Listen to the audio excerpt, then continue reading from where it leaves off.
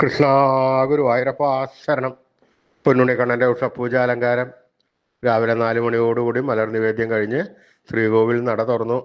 പൊന്നുണ്ണിക്കണ്ണനത് ആശ്രയിലകത്ത് പുഞ്ചിരിച്ച് നിൽക്കുകയാണ്. നെയ്വിളക്കുകളെല്ലാം നിറഞ്ഞ് കത്തുന്നുണ്ട്. അതിൻ്റെ ശോഭയിൽ പൊന്നുണ്ണിക്കണ്ണൻ്റെ പുഞ്ചിരി കാണാൻ കൂടുതൽ കൂടുതൽ ഒരു ഭംഗിയുണ്ട്.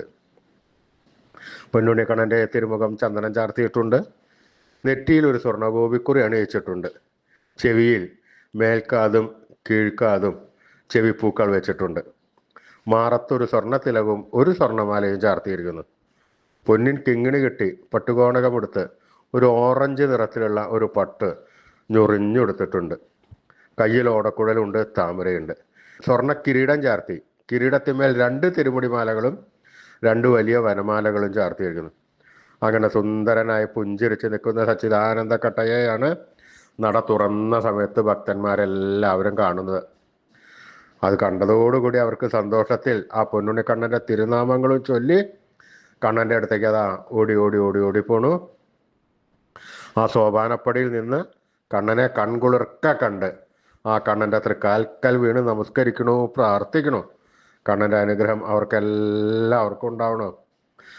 ആ സുന്ദര രൂപം നമുക്കും നമ്മുടെ മനസ്സിലേക്കൊന്ന് ആവാഹിച്ചാലോ? എല്ലാവരും നല്ലപോലെ പ്രാർത്ഥിച്ചോളൂ. പൊന്നിൻ കിങ്ങിണി കെട്ടി പട്ടുകോണകമെടുത്ത് ഓറഞ്ച് നിറത്തിലുള്ള പട്ട് ഞൊറിഞ്ഞെടുത്ത് കയ്യിൽ ഓടക്കുഴലും താമരയും പിടിച്ച് സർവ്വ ആഭരണ വിഭൂഷിതരായി നിന്ന് പുഞ്ചിരിക്കുന്ന ആ സച്ചിദാനന്ദ കട്ടയുടെ രൂപം എല്ലാവരും മനസ്സിൽ വിചാരിക്കൂ. അതാ പൊന്നുണ്ണിക്കണ്ണൻ നമ്മുടെ മനസ്സിൻ്റെ ഉള്ളിലേക്ക് അതാ കയറി വരണു. ആ പൊന്നുണ്ണിക്കണ്ണൻ അവിടെ എത്തിക്കഴിഞ്ഞാൽ 2 കൈ കൊണ്ട് കൂട്ടിപ്പിടിച്ച് അവിടെ പ്രതിഷ്ഠിച്ച് ആ കണ്ണനുമായി കുറച്ച് നേരം സംവദിച്ച് ആ കണ്ണനെ ഒന്ന് കൊഞ്ചിച്ച് ലാളിച്ച് ഒരു മുത്തം കൊടുത്ത് ആ കണ്ണൻ്റെ തൃക്കാൽക്കൽ വീണ് നമസ്കരിക്കാം, പ്രാർത്ഥിക്കാം. കണ്ണൻ്റെ അനുഗ്രഹം നമുക്ക് എല്ലാവർക്കും എപ്പോഴും ഉണ്ടാവും. എല്ലാവരും കണ്ണൻ്റെ തിരുനാമങ്ങൾ ഉറക്കെ ജപിച്ചോളൂ. നാരായണ നാരായണ നാരായണ നാരായണ. സ്നേഹത്തോടുകൂടി ഭക്തിയോടുകൂടി വിശ്വാസത്തോടുകൂടി കണ്ണൻ്റെ തിരുനാമങ്ങൾ ഉറക്കെ ജപിക്കുക. കണ്ണൻ അത് കേൾക്കും. കേൾക്കാതിരിക്കാൻ കണ്ണന് പറ്റില്ല. അത് കേട്ട് കഴിഞ്ഞാൽ കണ്ണൻ്റെ ഒരു വരവുണ്ട് നമ്മുടെ അടുത്തേക്ക്. ഓടി ഇങ്ങോട്ട് വന്ന് നമ്മളെ കെട്ടിപ്പിടിച്ച് നമ്മുടെ ഒക്കത്തൊക്കെ ഒന്ന് കയറി നമുക്കൊരു മുത്തം തന്ന് വേണ്ട സമയത്ത് വേണ്ടതെല്ലാം വാരിക്കോരി തന്ന് കണ്ണൻ നമ്മളെ അനുഗ്രഹിക്കും. നമ്മൾ എത്രത്തോളം സ്നേഹം കൊടുത്തുവോ കണ്ണന്, അതിൻ്റെ 10 മടങ്ങ് ഇരട്ടി സ്നേഹം കണ്ണൻ നമുക്ക് തരും. പിന്നെ കണ്ണനാണ് നമ്മുടെ കാര്യങ്ങളൊക്കെ നോക്കാൻ. നമുക്കൊരു സംശയം വേണ്ട. കണ്ണൻ തന്നെ നമുക്ക് വേണ്ട സമയത്ത് വേണ്ടതെല്ലാം വാരിക്കോരി തന്ന് നമ്മളെ അനുഗ്രഹിക്കും. അതുകൊണ്ട് എല്ലാവരും സ്നേഹത്തോടു കൂടി കണ്ണനെ വിളിച്ചോളൂ. നാരായണ നാരായണ നാരായണ നാരായണ നാരായണ.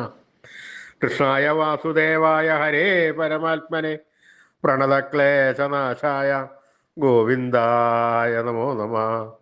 കൃഷ്ണായ വാസുദേവായ ഹരേ പരമാത്മനെ പ്രണതക്ലേശനാശായ ഗോവിന്ദായ നമോ നമഃ. കൃഷ്ണായ വാസുദേവായ ഹരേ പരമാത്മനെ പ്രണതക്ലേശനാശായ ഗോവിന്ദായ നമോ നമഃ.